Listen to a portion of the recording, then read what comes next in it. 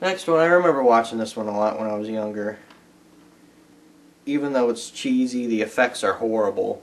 The acting is it's cheesy as all heck, and they even have like this dance scene in it where they dance to like the Backstreet Boys or something. I'm not sure what that's about, but it happens out of nowhere. But it's Smart House. I just like this one. I don't know.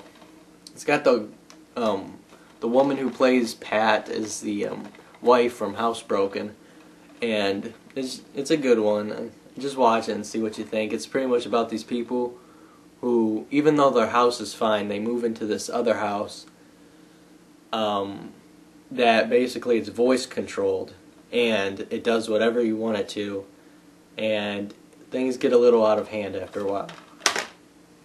Next one is an old one, Swiss Family Robinson. Really like this one. You know, they get shipwrecked on an island. They build this huge like jungle, like this huge treehouse thing. I just love that. I just think that's great. Remember watching this in school, and I liked it then, and I remember I forgot about it. Like, I was like, what was that movie about? Those people living up in those trees? And I finally came across it again. So, that's cool. Next one is really sad. It's Where the Red Fern Grows. And a very sad movie. It has music by Andy Williams, I believe.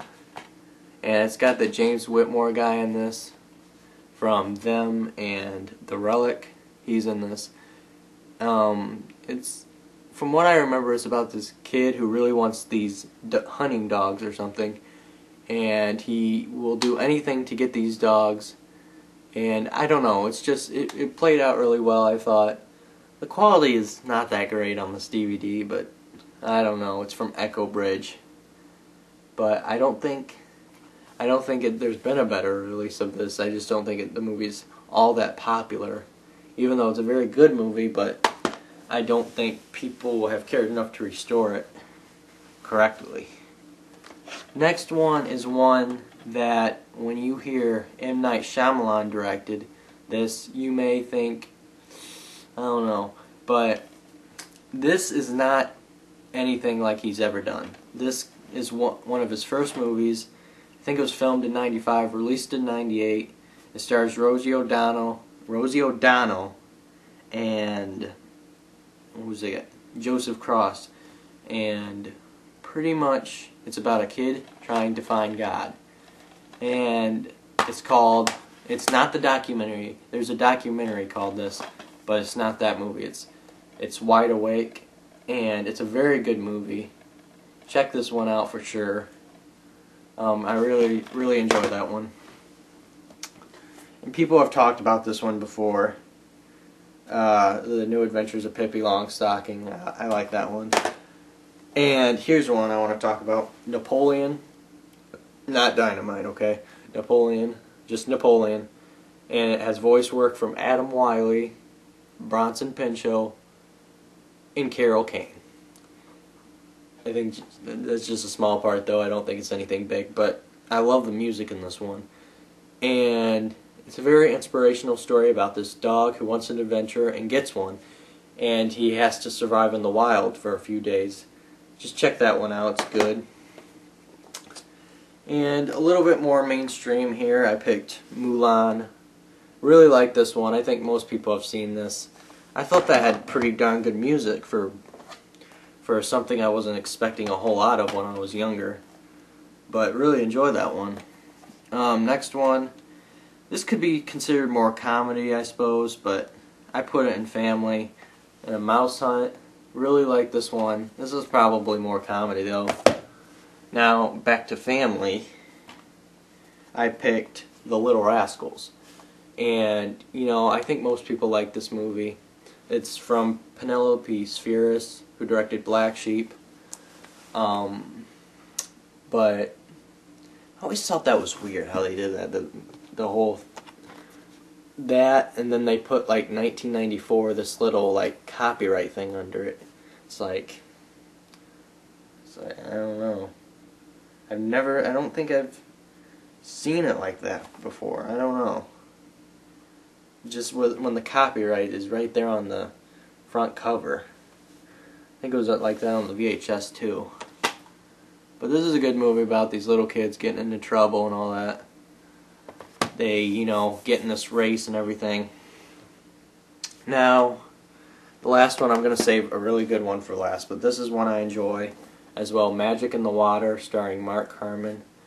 This is about this guy and his kids who moved to this town, I believe it. I don't remember what they're doing there, but pretty much there's this tourist attraction there about this like creature named Orky or something, and you know, it's kind of like E.T., I guess, but or whatever, the Cradle Lake monster, the Crater Lake, whatever, that like monster in the water, whatever the heck that is.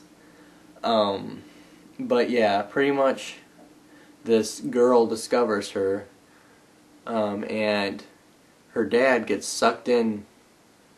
Something happens to him. You don't really know what, but pretty much he starts paying attention to his kids more and everything, and he starts spending time with them, and everybody's wondering what's going on with him. And there's these bad guys in it who want to, you know, like are dumping this toxin into the lake. It gets a little cliche in parts, but I really like this one. Now this is one I've liked for ever since I saw it when I was really young. I've always liked it. I love the music, I love the animation, I love the characters, I love the voice work, you know, and I don't know, I just like everything about it. And it's weird though. It's Little Nemo Adventures in Slumberland.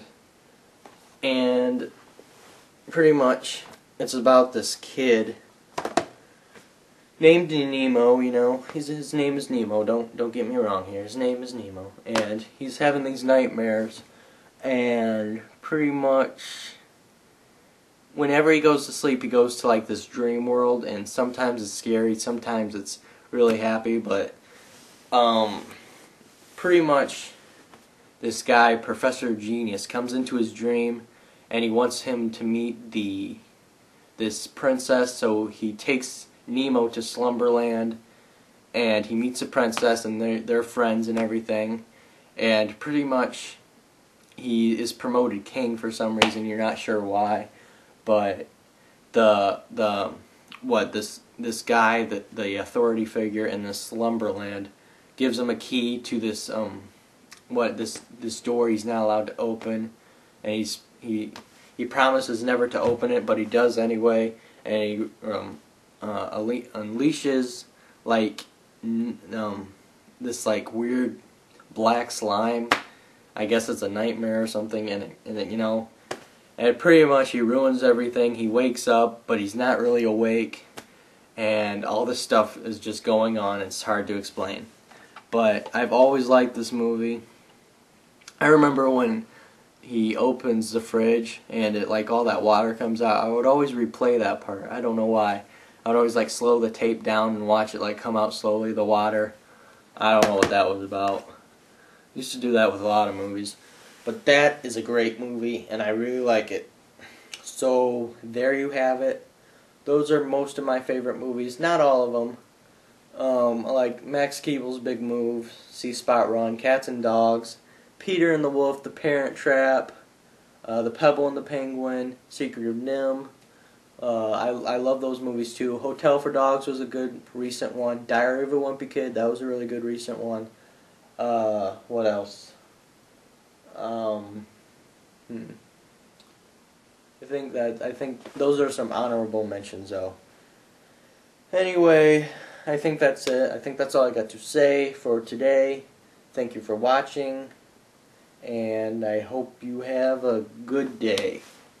See you all later.